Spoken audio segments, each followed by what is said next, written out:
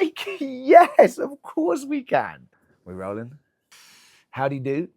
We're here on the Pacific Crest Trail, and today I'm going to be talking to you about day 4, and that is pretty much from Laguna Campground all the way to just past Scissor Crossings. So, day 4, woke up having an interesting night's sleep, and ultimately I had a sleeping system failure. And the reason being is we had this cold front come in with a bunch of moisture, and I was still cowboy camping, and in the night it dropped below 0 Celsius or 30 Fahrenheit, and my bag is rated for 30. So I was very cold in the evening. Now, I didn't have my inner sleeping bag or my inner in my sleeping bag, but nonetheless I was really cold, and it was that made me realize I need to rethink my sleeping system and ultimately get a bag that is rated for a lower temperature.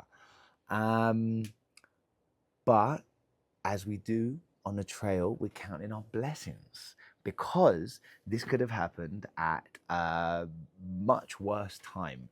And the blessing is it's happened on day 4, day 5. So I've got plenty of time to remedy that. And that is a blessing. Okay, so we come out of Laguna Campground, and unfortunately we parted ways with one of our peoples, Skidoo.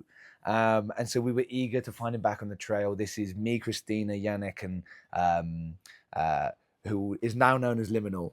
And we were like, I wonder where Skidoo is. And eventually we found him on trail.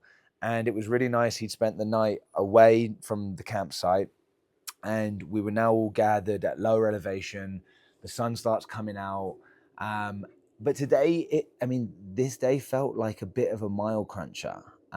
In the beginning anyway, because the crew we were with like to kind of get the miles underfoot.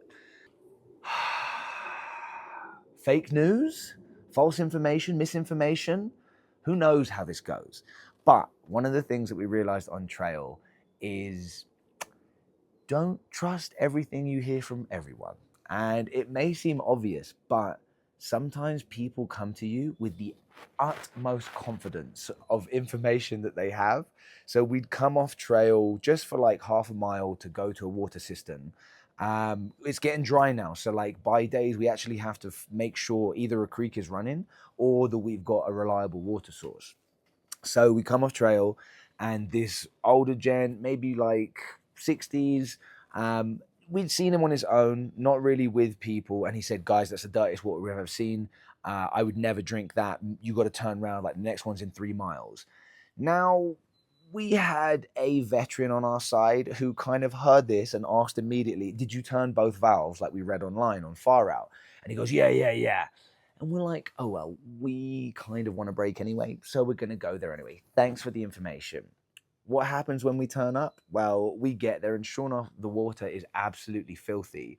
But if you take one little stoop down and look to where the faucet actually connects to, you can very quickly understand that it's not from the dirty cistern and actually comes from a fresh well that's being solar power pumped up to where we needed it. So we actually had a fantastic little break. We had lunch, sat with the there were these green grass valleys with the wind made visible, just kind of blowing across the way. I was tired from, a night that was cold, so I had a nap, and that was also really nice. And then after about an hour or so, we made our way. Shruti. So, and this is after we've decided, okay, so we're coming down now, and we know there's a few campsites, but we think we want to push a little bit further on, not to kind of be with the crowds right now. And so we're coming down the hill, and this young woman is just kind of bouncing up the hill towards us. Bit of a kind of erratic energy. Seems like something's up. And so we're like, hey, how you doing? And she's like, not good.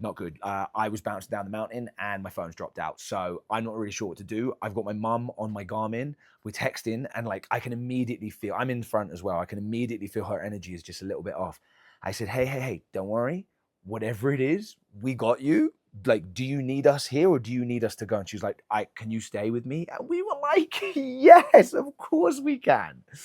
So we stayed, and she was like, yeah, I was just about to start crying. Like, I don't know what to do. And like, don't worry, like, I think this is just gonna work out fine. We'll walk down with you in the mountain. You can keep an eye, we'll keep an eye behind you for anything that goes on. Just tell your ma the original spot, like all this, enough to just kind of calm her down and make her feel a little bit more comfortable.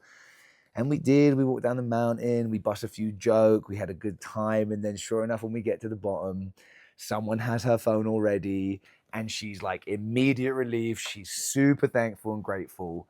Anyway, Shruti's story is that she's like an ultra marathon runner.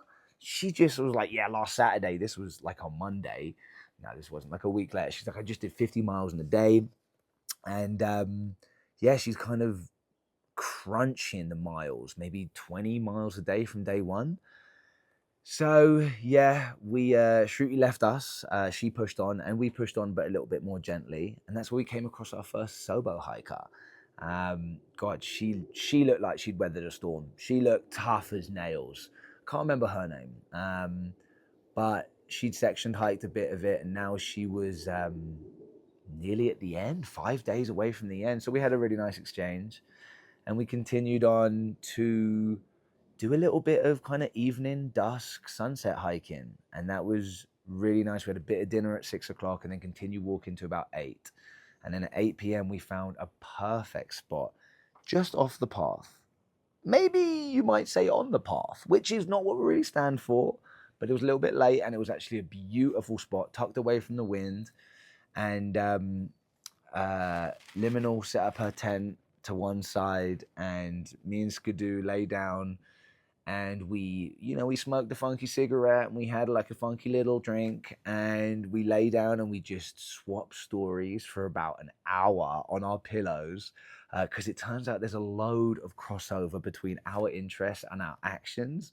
And it's been an absolute pleasure to be sharing that with someone who looks like could be one of our trail family. You know what I'm saying? Trail family's starting to emerge. And yeah, we slept out under the stars. Another beautiful night.